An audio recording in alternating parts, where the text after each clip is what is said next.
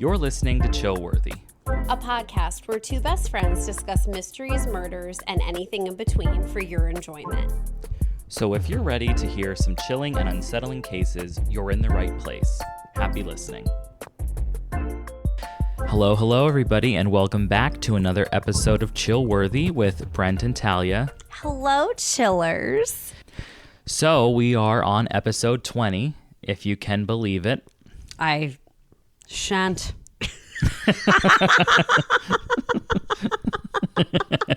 I mean, truly, though, who the hell would have thought? Not me. Here we are. Right. So yeah, it's crazy, and I think we did make this announcement before, but we are going to do 25 episodes per season. So, we crazily enough are wrapping up, with this season, this absolutely debut season. So anybody who was there for the first episode and is now listening to episode 20, we salute you. Saints, all of you. So how are you doing today? Doing pretty good. How about you? I'm all right. I told you last night that I went to see Jessica Kirson at her show, and it was absolutely phenomenal. I laughed my ass off. Good. I really, really wanted to tell her about the podcast, but because I was in the second row, but because the venue was so big, she only talked to about 5 people, and I was not close to the center of stage where she was. Like, I thought she was going to move around stage a little bit. She did not, so I did not get to talk to her and or tell her about Chillworthy. That's okay. Don't beat yourself up. Well, Not it made to be. me sad. Maybe another time. I would love to see her at like a smaller venue. Like, I saw that in New York, she does shows at like the Comedy Cellar or something, and it looks like it's like a tinier little place. Quaint. Yes, where like people sit around at like tables with like a candle in the middle. You know what I mean? And I'm like imagining like Seinfeld, like what I Right, always imagined him to be looking out at. Yes. And when they I think would show that's- people, what yeah, is it? Yeah. I think that's kind of like what it is. And like she just kind of goes around the room and talks to people. That's nice. Yes, I would absolutely love that. Personable. And she was really sweet because at the end, after everybody like stood up and they applauded for her for a while, and then she was like, okay, she asked everybody to sit back down, and she was like, because I just want to say one more thing. And she was like, she was like, I really enjoy obviously doing my stand-up and all of this stuff, but she's like, she said something like, one of my goals is to become famous enough that I can help like make a difference for like the LGBT community. I want to say, I don't know if she used those exact words, but it was just like, what's that? I said beautiful. Oh, it was just like a very like sweet, nice thing to hear. Touching. And so yeah, but she was absolutely a riot. So good. Very nice. How are things on your end? Things are very good. Happy belated Halloween. You as well. Thank you.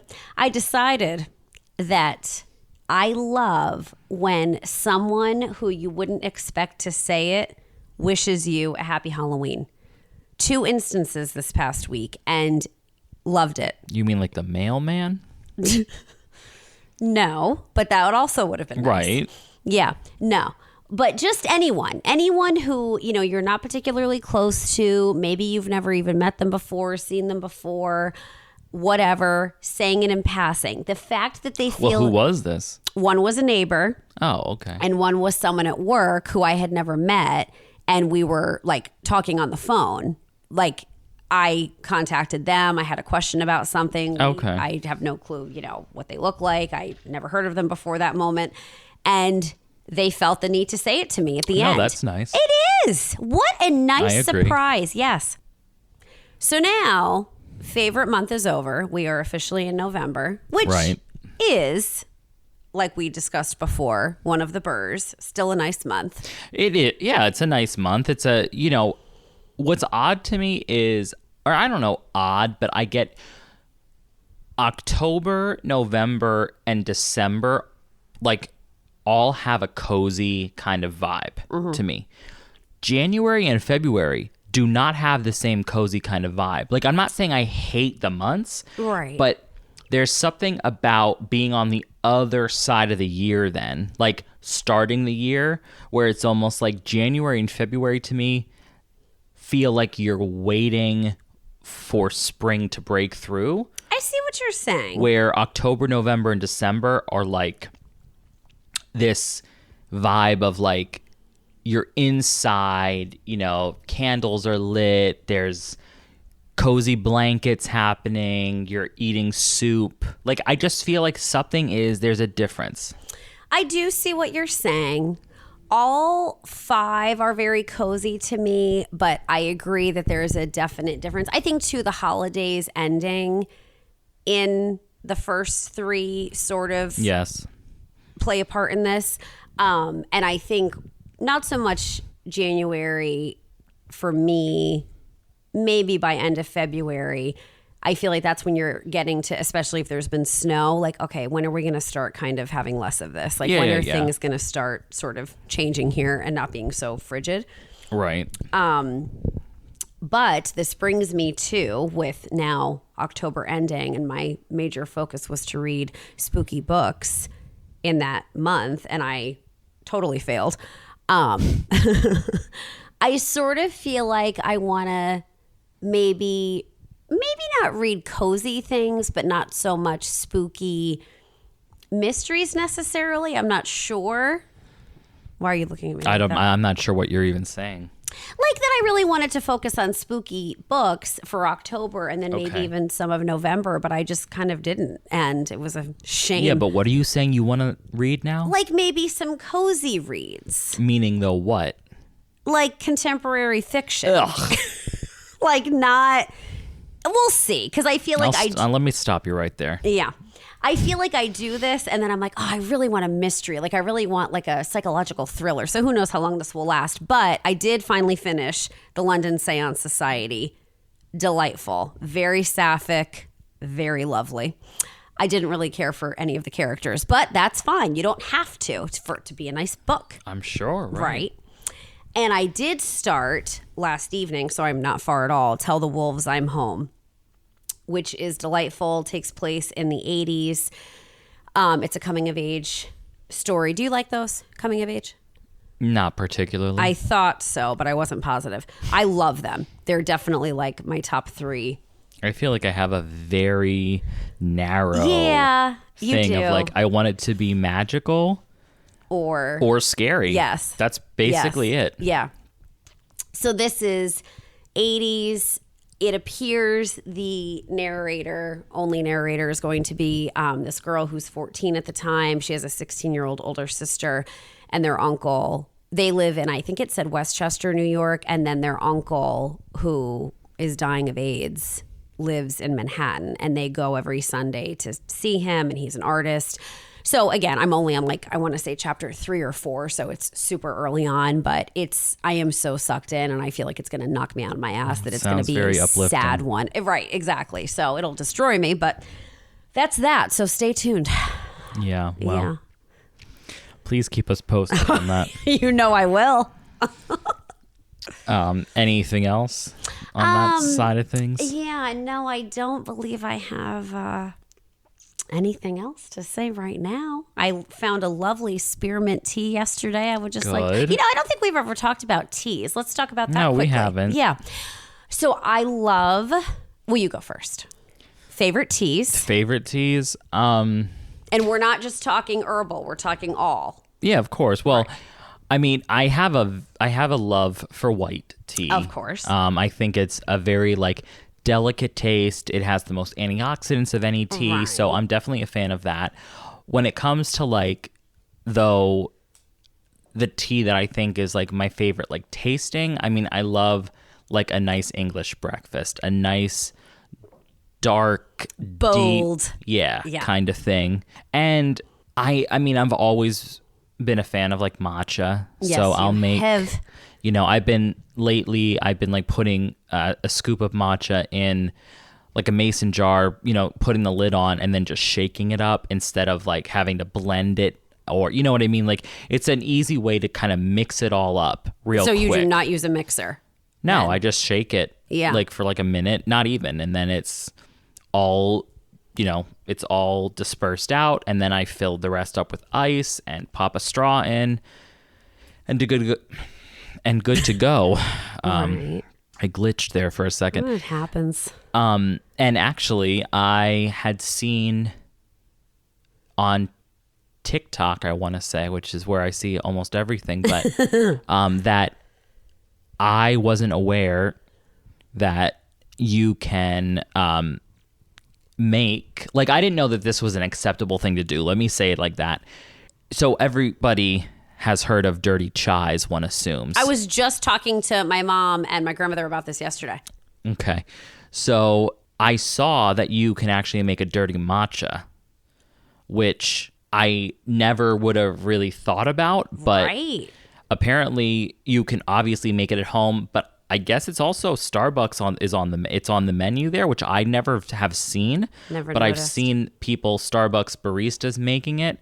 So, but yeah, it's basically like you make like a cup of matcha and then you put like a shot of espresso or however many shots you want. I saw people making like 3 shots of espresso into like a matcha latte, like an iced matcha latte, and that's a dirty matcha. So, I mean, I think that sounds good, and I feel like doing that, you could kind of get, like, because coffee is harsh. Sure is. Right. And Harsher the better for some of us.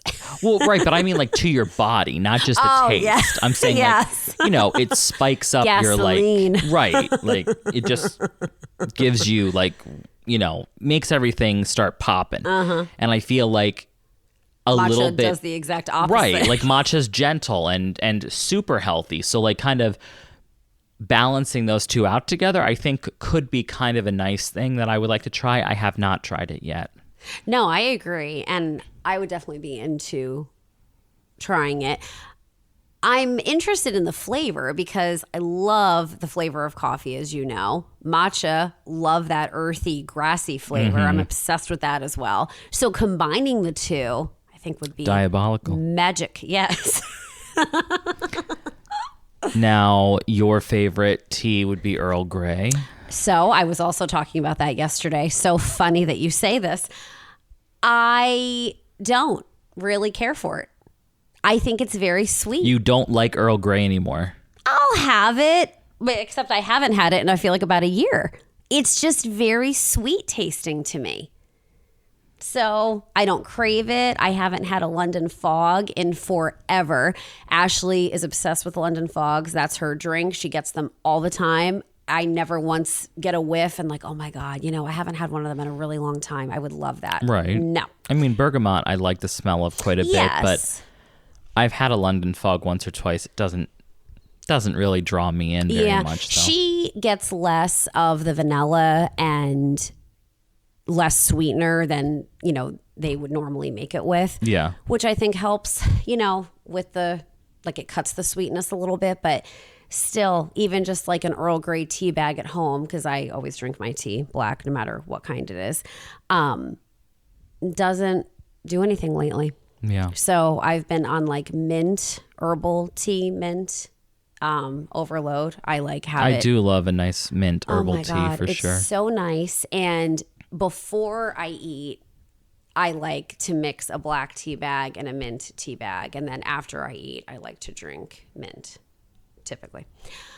But yeah, just black tea. And if you recall, my favorite kind of black tea is the red rose. And I told Brent way back when we first became friends, and I was like, oh yeah, my favorite, black tea, it's this red rose, and they're so good. And there's something about it. It tastes like honey. Like I taste honey when I drink it. And so my great grandmother and my grandmother both drank red rose black tea when I was a little girl, and they would always prepare it with milk and honey. So I'm telling him, how about it? And he's like, well, you're associating it with that. That it doesn't actually taste like honey. That's like a memory wiring issue in your brain, which I think you're correct. I appreciate it does not taste like honey, but it kind of, in my head, there's like a trick going on. But that's my go-to black tea brand. And what was that one years ago? Remember on our lunch breaks, we would go to a store and they would have the loose leaf canisters, and we would get like a million different options and just go crazy, wild. And there was one, and I forget the name of it. It was green? No, I was gonna say black, but maybe it was green, and it was like smoked. I couldn't pronounce it, and it was like just a very smoky flavor. You did not care for it. I thought you were talking about gunpowder green or whatever. Oh my God, I forgot that was like that. straight up grass clippings that you would get. But Yeah. I do remember what you're talking about. It was like a Darjeeling No, or I something. remember that one. I thought this one started with like an AS, an ASM. ASMR. I don't know. I don't either, but I should try to go on a deep dive for that. Yeah, and that's it, I guess. It needs to be because we're at 16 minutes on tea. So All right, we'll wrap it up. we apologize. Do we? We do. All right. This isn't a tea cast. So A tea cast. That sounds lovely. Now, you have the topic today, correct? yes. I hope so, because I sure as hell don't. I do have I do have the topic, and let me just say before we even get into it that I know we haven't given our disclaimer in a while, but there are a lot of different like versions / details that pop up in this case. So I went with what I believe to be, from what my research is showing, as like what actually happened. But I mean, who the hell really knows? Because this is like literally 100 years ago. Oh, shit. Okay. So I was it's an going to say, old is this case. recent? Will we have heard of this No. one? Okay. Speaking of tea, can I go fill up quickly? Yes. Thank you. I'm back. My tea is nice and hot. We're back. And did you notice what I am wearing? Yeah, I did. Tell him. Show me. Show me. Show him. She's wearing her Silly Goose sweatshirt, which I think looks nice. Thank you. It's most warm and cozy. All right. This case was suggested from one of our listeners. They were. It was. Yes, as to look into it. And I will say it's a very captivating case for sure. Well, who was it? Do I know them? Oh, yes, you do. Yeah. Well, that's nice. So, all right, I'm gonna read you a couple of paragraphs before you interrupt, and then I will allow you to open the floodgates. Thank you. All right, so this case takes place in 1928. Actually, almost to the day. It was October 30th, 1928. Wow. So, all right, so around 7:30 a.m. on October 30th, 1928, a police chief named Barney Rosenhagen.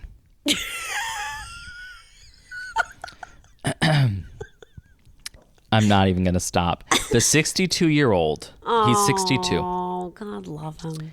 He is the police chief of Lake Bluff, which is a town in Illinois. So he arrives at like the village hall, which was the police station, but it was also like a bunch of other, it was this really small town. So it was like other things too, right? I would assume like the community center, maybe like the fire hall, like a bunch of different things. All right. And as also this man, he was like a bunch of different things as well. Like it was In such the a town. Yeah, like I don't exactly know, but I don't know if he was Fire like chief, right, mailman. sounds janitor. ice cream truck guy. Right. Well, not the janitor, because the janitor's also here with him. Oh, shit. So anyway, so he arrives at the village hall, and joining him that morning was 50-year-old municipal worker Chris Lewis. So they get there, they get inside, and they noticed that it was unusually cold. Like inside. Obviously, it was cold outside because it was October. So the police chief assumes that the furnace wasn't working or that it wasn't like stoked with wood anymore because the night watchman who would usually have been working overnight was not there the previous night. So he was thinking either the furnace broke or there just wasn't enough wood to keep it going all through the night, like on its own. Okay. So he asked Chris to go downstairs to check it out. So Chris heads to the basement. Now you can only get to the basement through those like outside doors. Oh, those ones that open up towards you? Yeah. Right. So it's like this external stairwell outside. So Chris unlocks, because there was a chain on the doors. So he unlocks the chain, which were securing the cellar doors. He opens them up and he steps down into the basement, which is very like dark and, a typical cellar. Old basement. Right. Yeah. So it's very dim down there. Dank. Yes, actually. And I mean, I think we can both agree that we enjoy the smell of basements. Oh my God, absolutely. I was Maybe not like a dirt basement. No, but that's too much. like a grandparent's I basement. was just going to say that. I have very happy memories of the kind of basement you're describing Absolutely. right now. And those doors and that smell, you just can't replicate it, man. No. I wish you could. Nostalgia. Right. So he goes in. Now flash forward a little bit later, a few minutes later. Maybe not even minutes, maybe a minute. He runs out of the basement, finds the police chief, and I'm not necessarily, because keep in mind, like I said, this is a 100-years-old case. So this has been like passed down like a game of telephone at this point. I mean, there are some newspaper articles about this, but like some newspaper articles would be written and then somebody would do a report and then somebody would write another newspaper article on the report.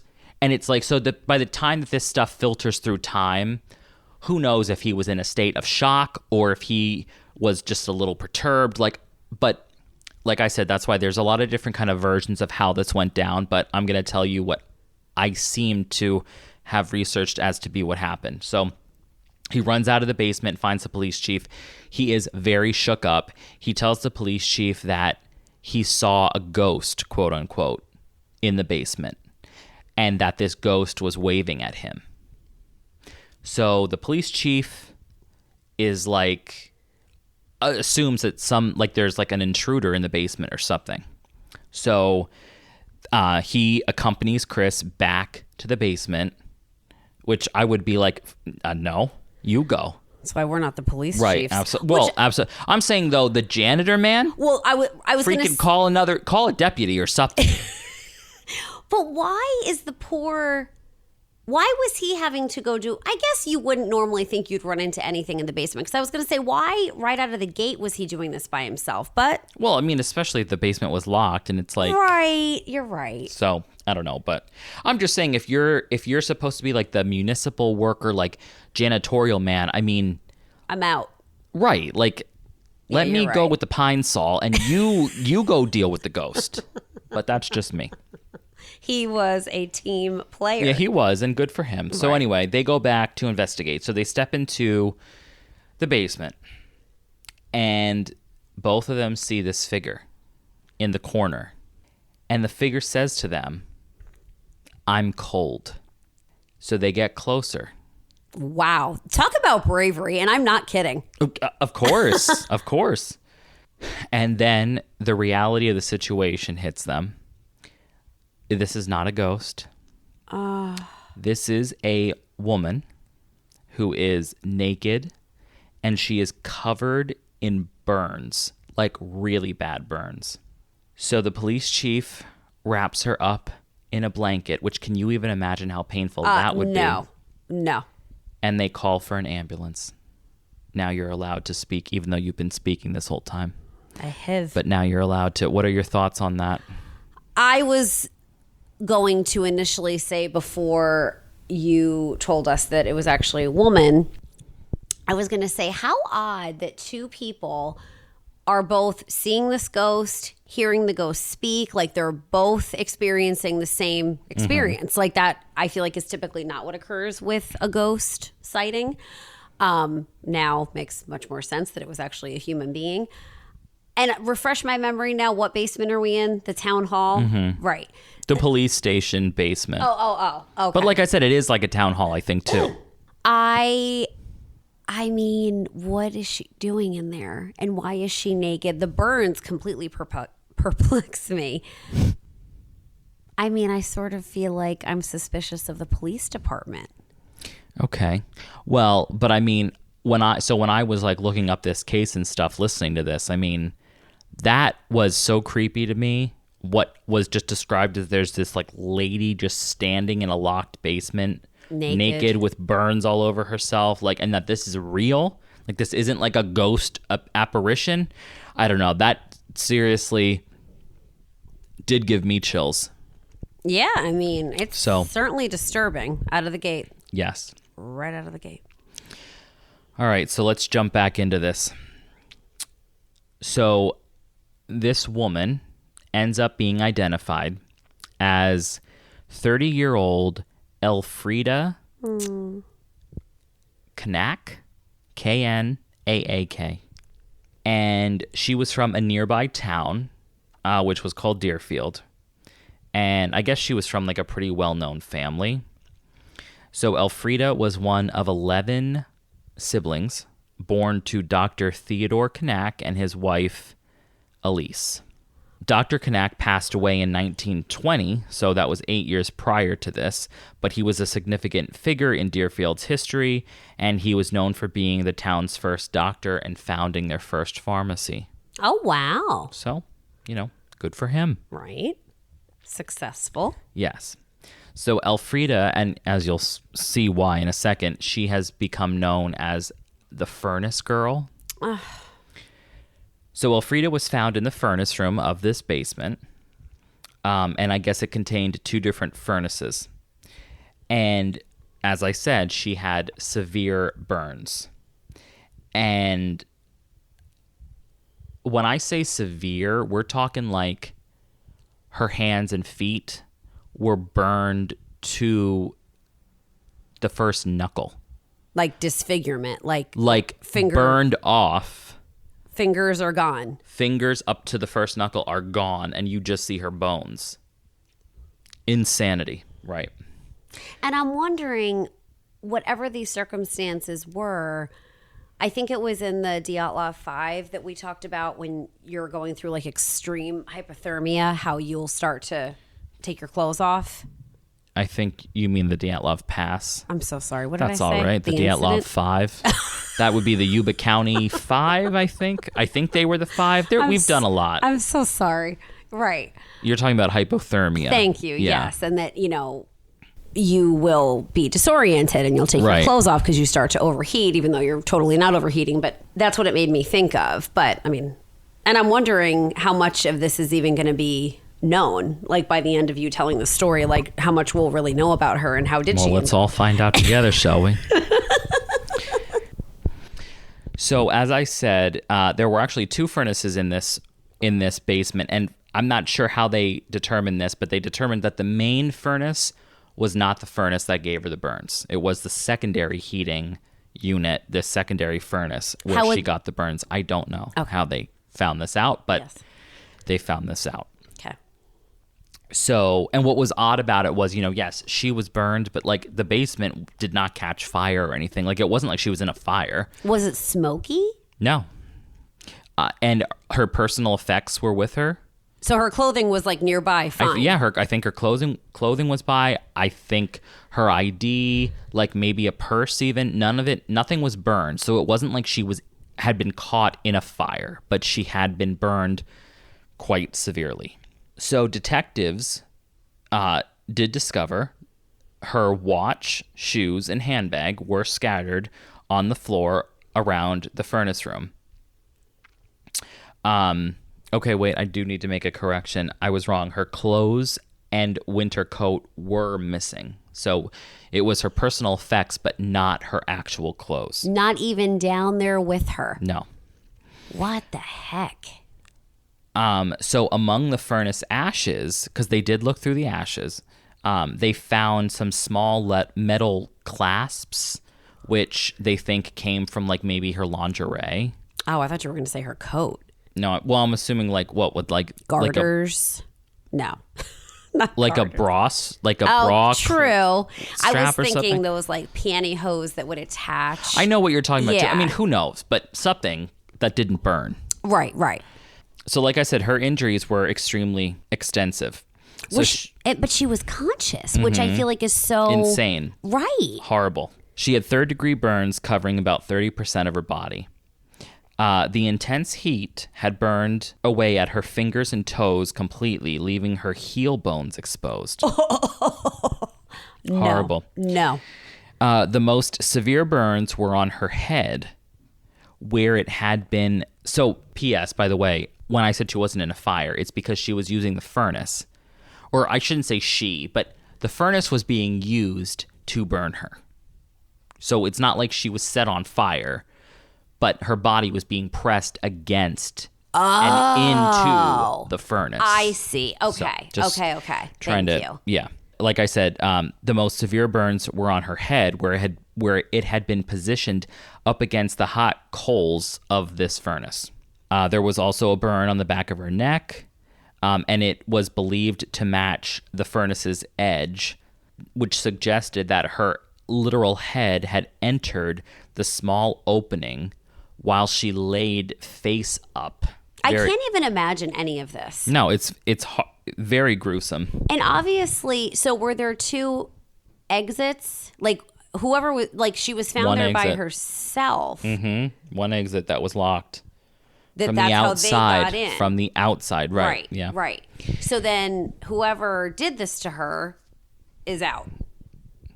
Obviously. They're out. Yep.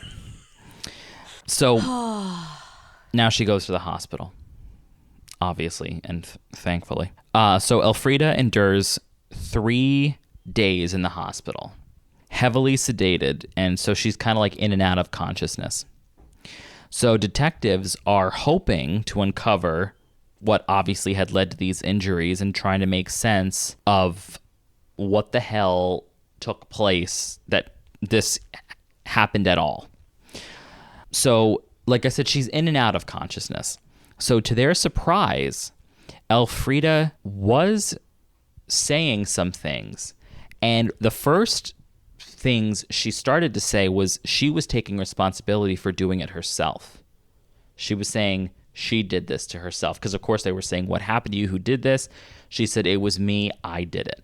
However, as I said, she was also in a semi-conscious state. So she also was muttering other things.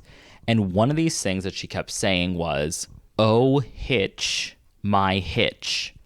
Hitch like Hitchcock. Just so you know what I'm saying there. And she also said something like, he pushed me down. And then she would ask kind of like mumbled questions like, why did they do it? Tragically, Elfrieda does pass away on November 2nd. I knew she wasn't going to make it. Yeah, well, that would be insane. And at that point, it's like that poor woman was probably in a lot of misery. Oh, how this is gruesome. This is terribly I know. gruesome. I would say this is probably one of the most, I don't want to say necessarily violent because I we're was not. thinking Lady in the Dunes too. It's Yeah, that's like true. kind of making But me very graphically not a nice story, no. but captivating. Absolutely. I am literally on the edge of my seat, Yeah, I like can see tipped that. forward, like waiting Absolutely. with bated breath. So at this time, detectives discovered that, because they had to look back into her, like, who is she? They weren't completely sure who she And was. what was she doing there? Nobody thought about that until you. 100 years later, nobody once thought about that question. Too bad you weren't around back then. Well, because didn't you also say she wasn't even from this town? You got it. She was in a nearby town, but yeah. All right. If only we had a time machine. All right. So anyway, while detectives were looking into her, they discovered that her job that she was doing for her normal day-to-day job was she was a door-to-door encyclopedia salesperson. God love her. Right. What a different time, That was around when we were kids, right? Maybe not. A door-to-door encyclepedia salesman? Funny that you say this, though, Golden Girls, just watched the episode when Rose kills Al. And Al's wife does reference it as if it is a current thing. Maybe she said it, but it was actually previous years ago. I don't remember anyone coming to the door when I was a kid who sold them. I don't think, yeah. So do you think it was what, like way back? Well, this is the 1920s, right? yeah. Yeah, way back. Well, God love her. That had to be tough work. I'd imagine you're turned down a lot. I would assume so too. Now, are you buying a set or are you like, I'll take F through GE? You know, how does that work? I think I'm sure you could do whatever you wanted, but who knows? Actually, who the hell knows? Right. But encyclopedias were like the Google back then. Hell yeah. We did have them. Did you guys? Yeah. Yeah. I loved perusing through. I remember when we got our first computer and they had that Encarta. Oh my God. I loved Encarta. Hell yeah. I completely forgot about that. Because some of the ones had like video clips. I clearly remember, and my sister and I used to listen to Elvis.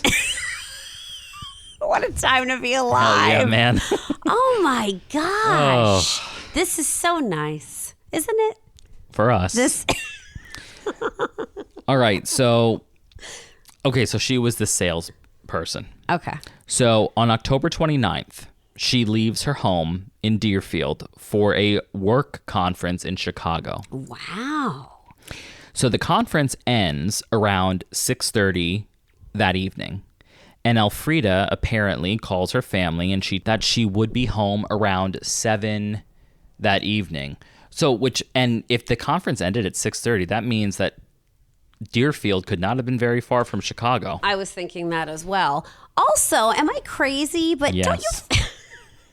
don't you find it just surprising they had conferences like this back in the 20s? I guess not. I don't find it surprising. All right. But she stands alone. Mm-hmm. Fine. So, yes, I agree. Does not sound like it would be far. I'm wondering if Deerfield was like a suburb or something. Yeah. Not that I have any idea at all, just so you know. Anyway, and she also told them that she had picked up some new sheet music for them to play that evening. Oh, maybe they were piano players. Yeah, I don't know. Like, I know my grandmother on my dad's side would play the organ. Oh, yes. She doesn't anymore, but she used to play the organ. Yeah. So yeah, that's what I think of. But anyway, so she took a train to Highland Park, where I guess she would normally then catch a bus to Deerfield. But that night, we seem to believe that the bus was out of service.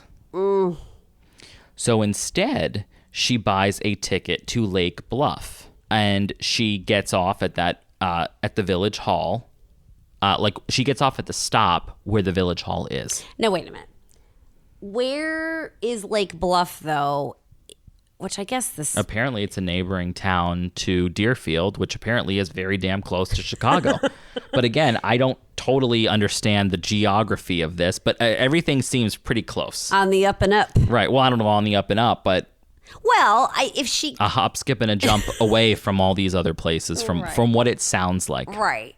So then what? Was she going to walk from Lake Bluff to Deerfield? Or are we talking it was that close, or would she...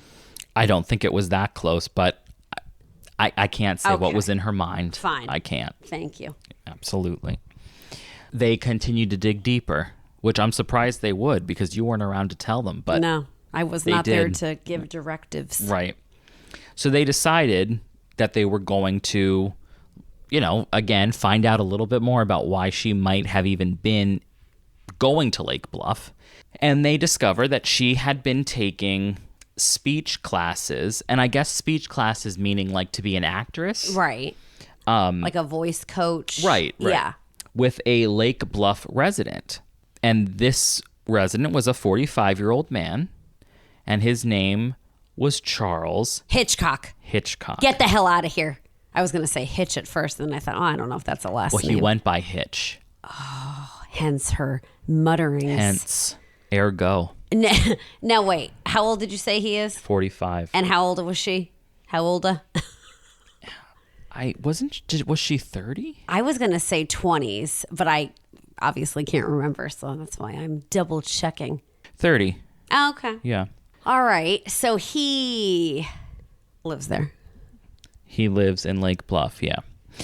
So anyway, she's taking classes with him to improve her speaking skills. So Hitchcock, in addition to teaching speech, he was also actually a part-time actor who had even performed with people like Charlie Chaplin. Shit. Yes. And here's a little interesting tidbit. He also served as the town's night watchman. Hitch. The very same night watchman who Was wasn't not there that night. He was up to no good. Right.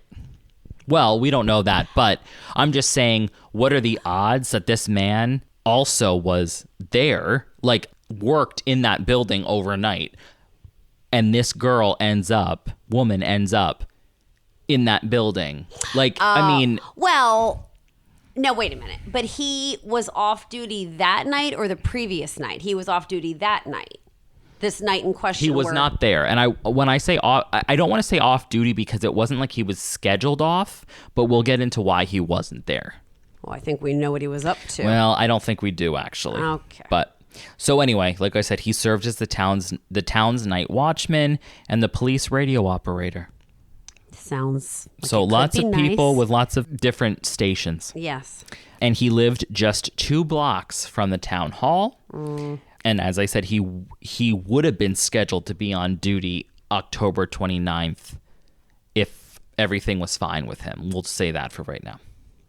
Detectives speculated that Elfrieda and Hitch might have had a romantic relationship, so they decided to question him.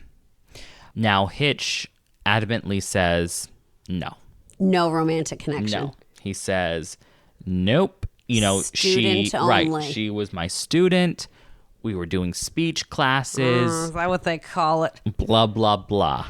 So Hitch is married. He's the father of 4. Oh, my. And again, he has denied any personal involvement with her, claiming that she was, quote unquote, merely a student.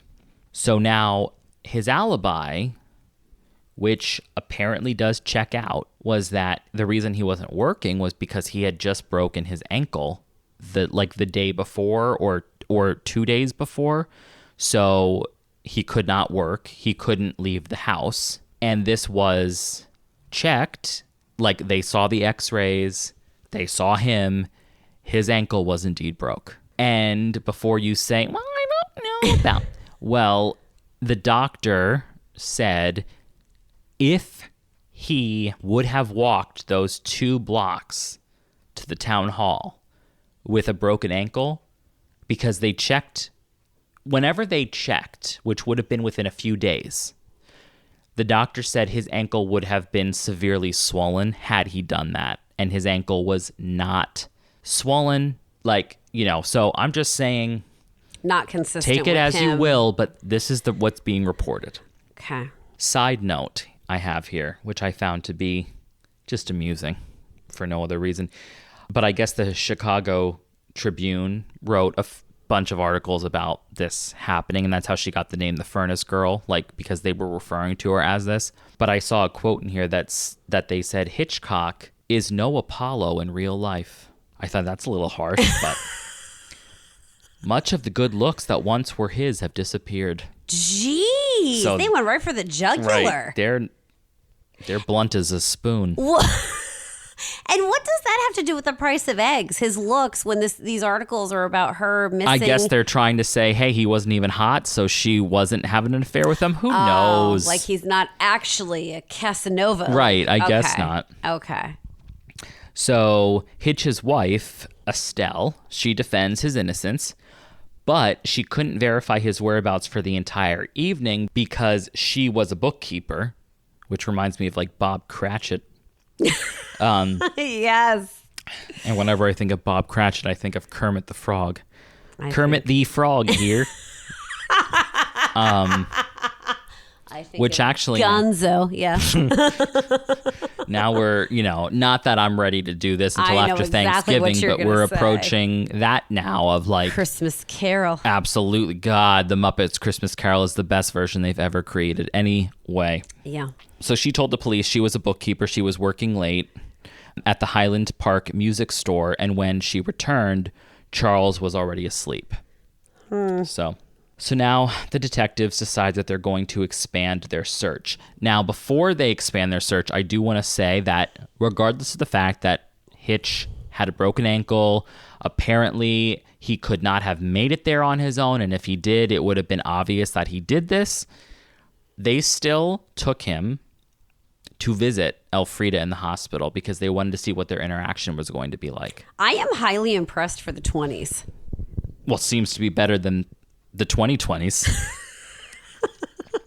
Nobody came up to these people and said, "Oh, by the way, she had a right to burn herself in that basement." Absolutely. Leave her be. Well, the only thing I'm thinking, and I'm sure this is a stretch, which you'll tell me, but what if she was like being held captive down there? No, I guess that wouldn't shake out with the timeline, with the burning. So scratch that. Well, I was going to say, I mean, even if she was being held captive down there, it couldn't have been for too long because exactly. And with the she was at a conference, like it was, you know, and exactly. she called her family not long before that. Yeah, you're right. So, you're right. But they did bring him to the hospital, and they gave him a script to ask her. And when he was in there asking her these questions, she really was not engaging with him much. Like, she could frightened? talk. I don't know. The articles didn't say how she was acting, but just that she really wasn't talking much. I'm sure if you were there, you would probably have a better sense of like, was she scared or was she just in so much pain? Right, like who knows? But Right. she just really wasn't answering him. But at the end, two things happened before he leaves. One is he said to her directly, "You didn't do this horrible thing to yourself, did you?"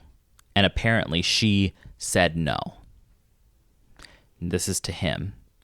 And then she does tell him goodbye as he's leaving. And that's one, like the last thing she says, because then she passes away.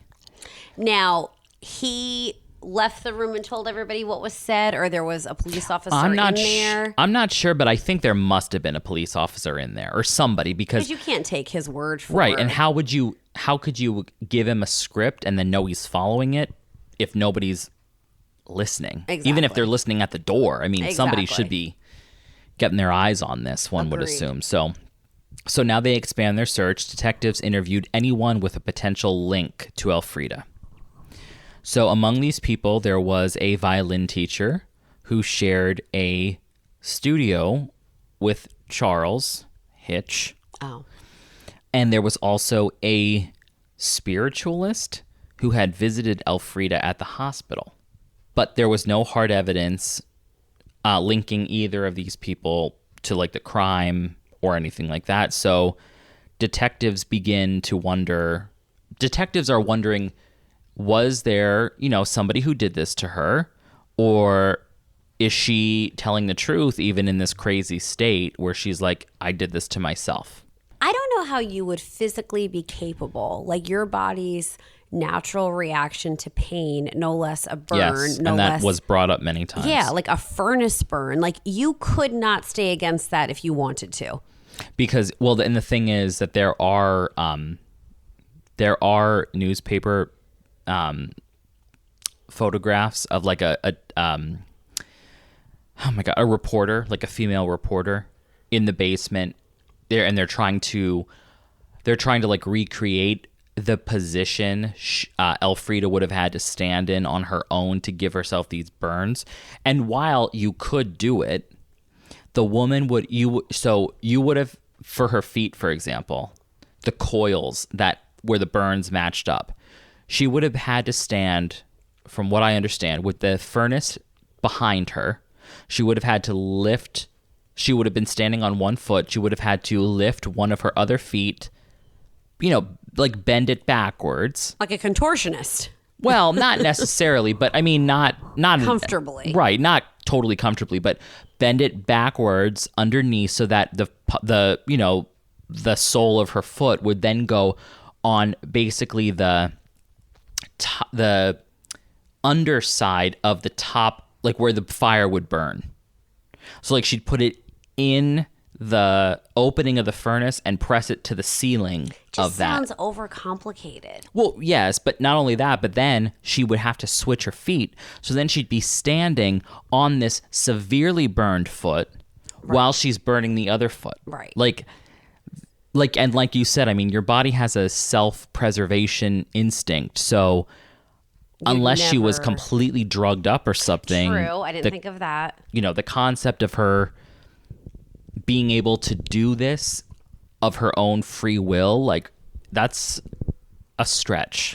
Also interesting, and maybe you'll touch on this, but that no one reported any screaming. You would think whether she somehow did this herself, which I don't believe, or someone did this to her, that there would have been reports of a woman screaming. Yeah, I didn't see anything like that. Yeah. So I told you that her personal effects, some of them were found there. So when they were looking for these, they came across a letter, and it was signed by somebody named B, like just the initial B, like in Bumblebee. And in Barney. Yes. Yeah. Lock, Lock. And this led them to a Mrs. Roch, Roch, Roach? Something. Right. Apparently from Libertyville. No, wait. I know, it sounds... How would that connect to her with that first initial last name? I have no idea. Yeah. But I don't know if it was the envelope or something, somewhere it connected, the investigators connected this letter, that it was written by a Mrs., like I said, Roach, Roch. Yeah. And in the letter it had said, quote, "Not once did I think of being anything beyond being a friend until the third time you came and the way you looked at me. Then the next time you came, you mastered me more than ever." End quote. Was this like a love interest when she was selling the encyclopedias? Who the hell knows? I mean, keep in mind, I can barely get people to respond to my text messages. And this is what people are writing back in the then. 20s. Right.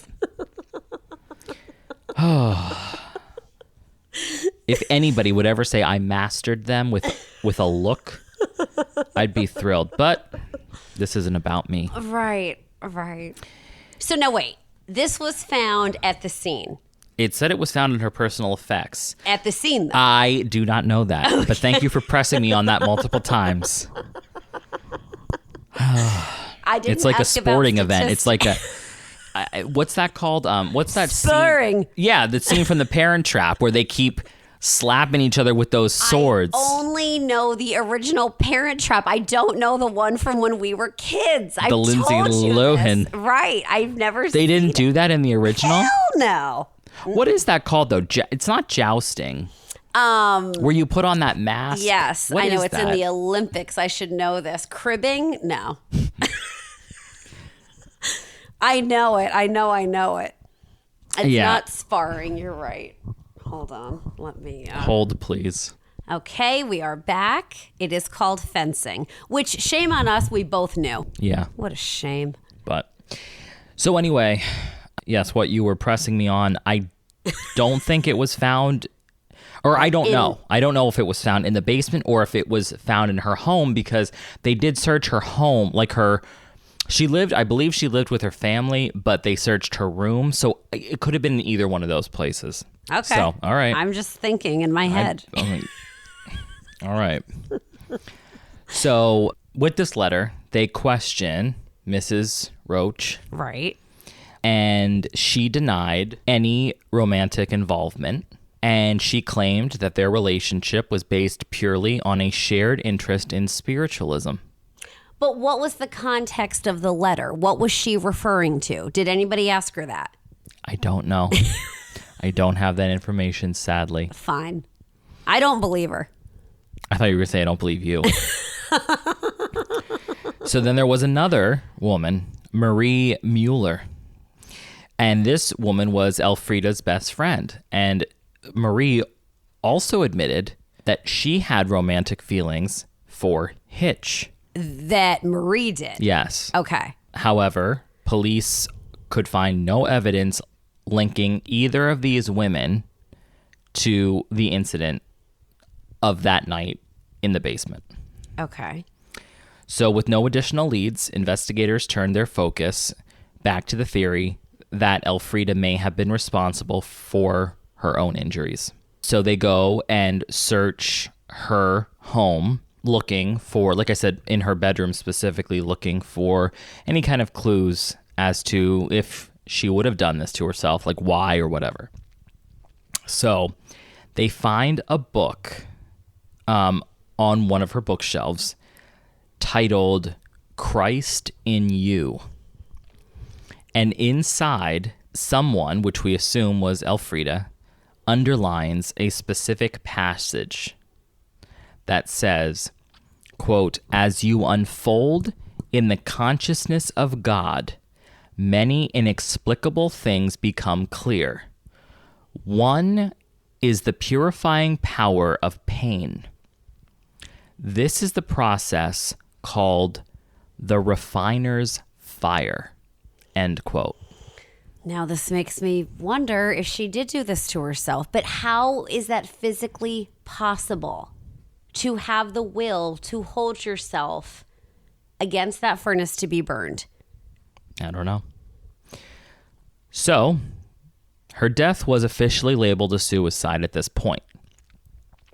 The Knaak family had their doubts, though, driven by just inconsistencies.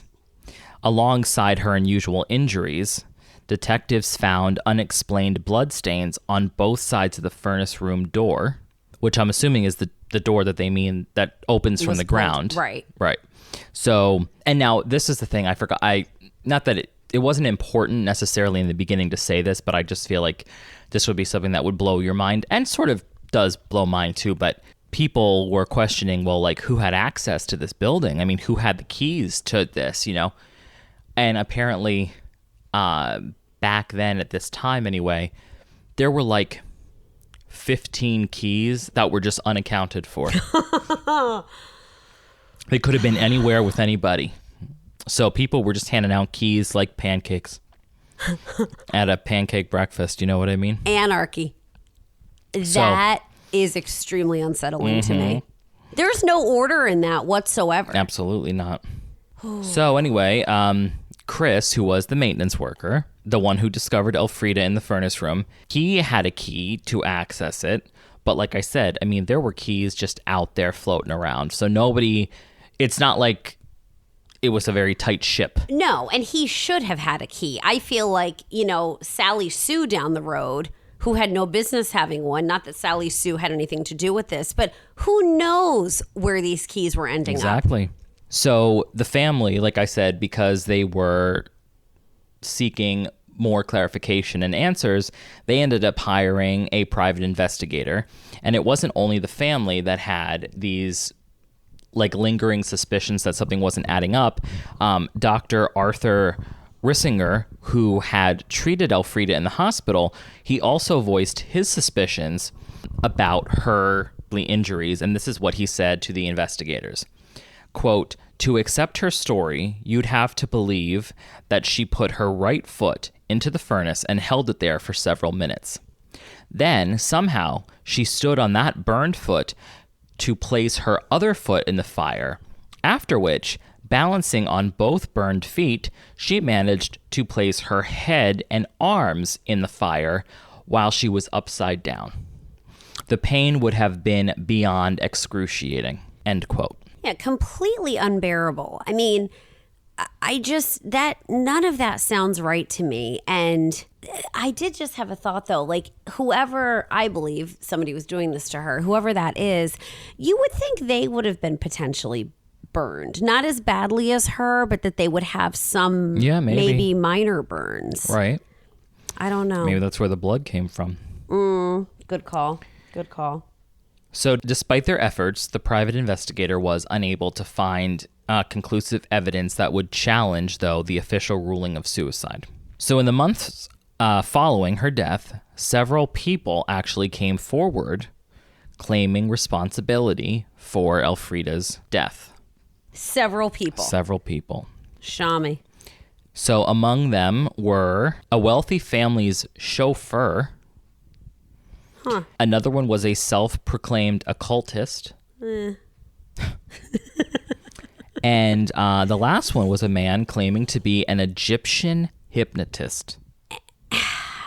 So the admissions the three of them made, were they all pretty similar? Did these individuals know each other like ahead of time? I don't think they knew each other. I don't know what the chauffeur had to say, and I don't know what the occultist had to say, but I will say the Egyptian hypnotist wrote an accompanying letter, and he claimed to have hypnotized her, compelling her to self-harm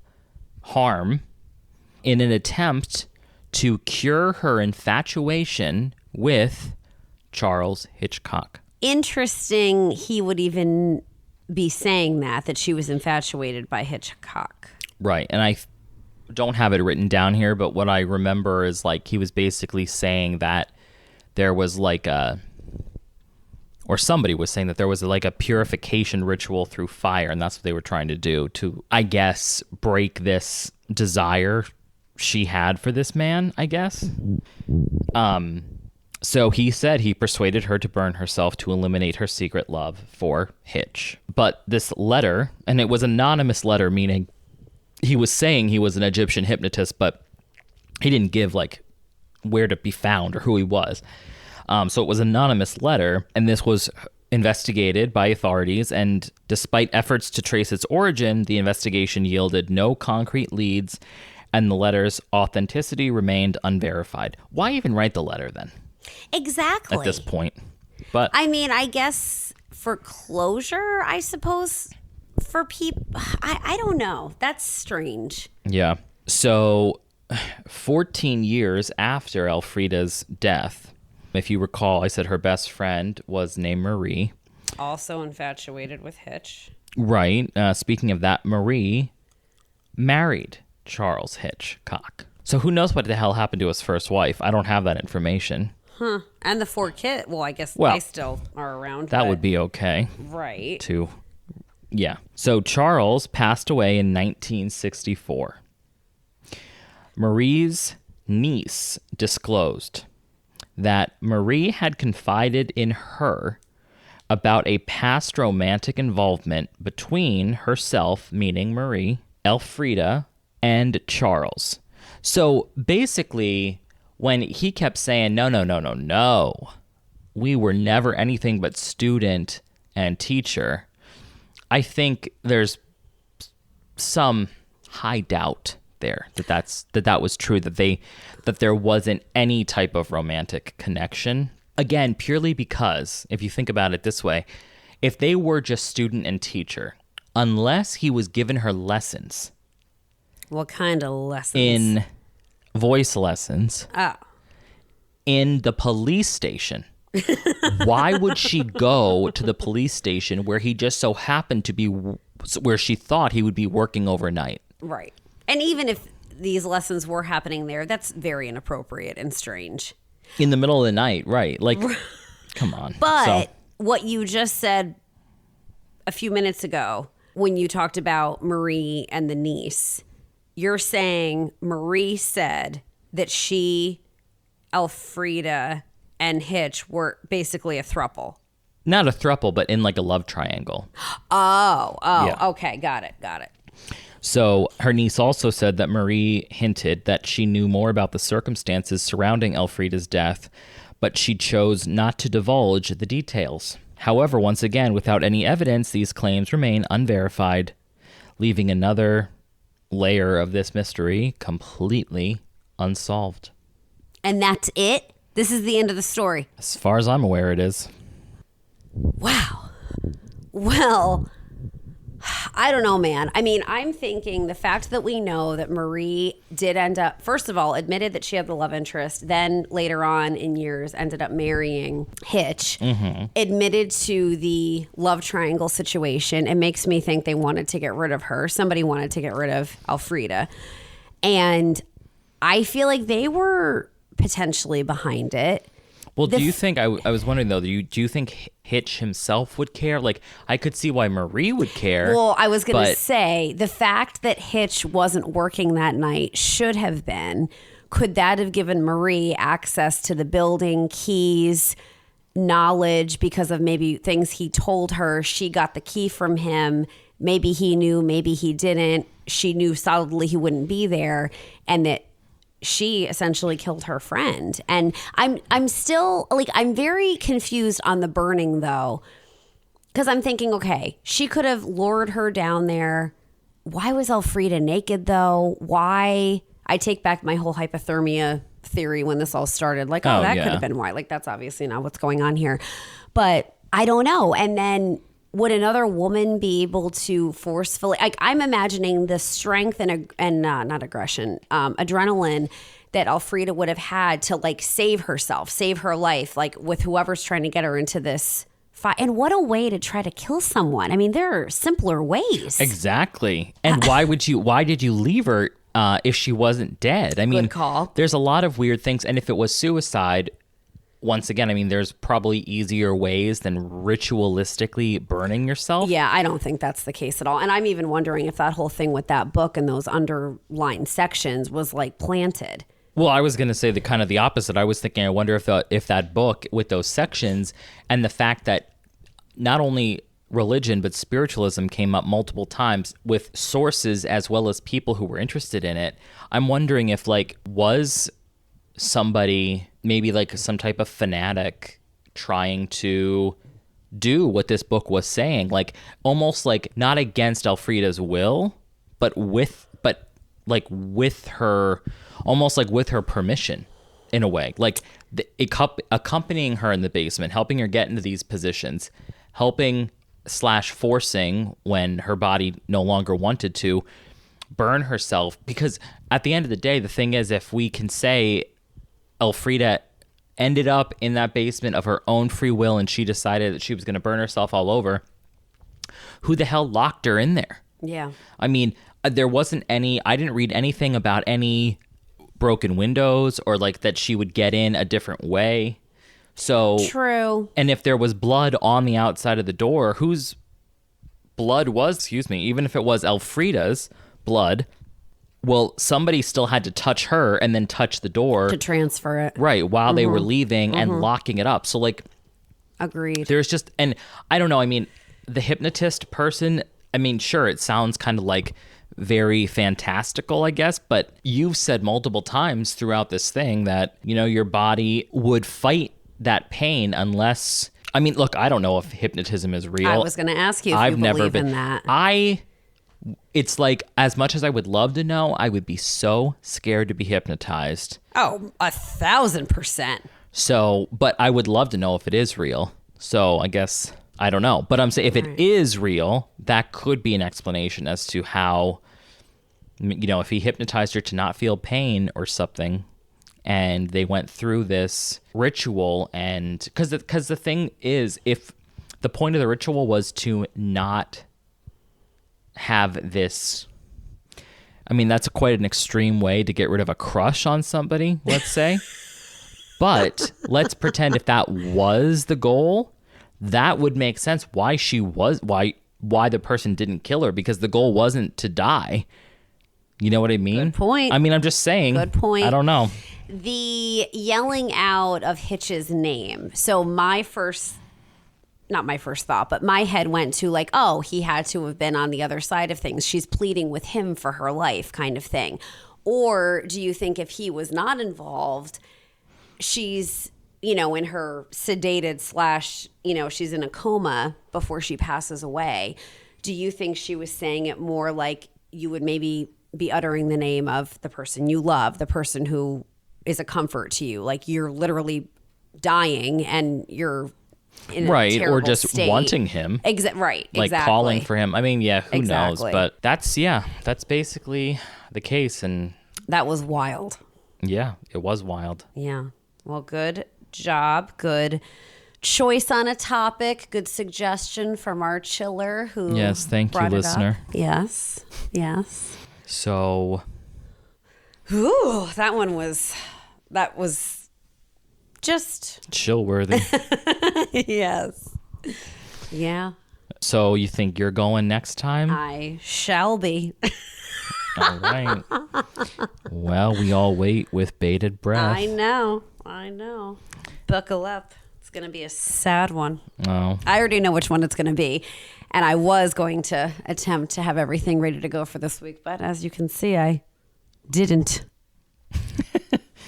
all right. Well, I guess with that, we are going to wrap things up. So thank you, chillers, for sticking with us up until episode 20. Yes. We will catch you in the next episode. And as always, Stay safe. and stay chill. Bye, everybody. Bye, everyone.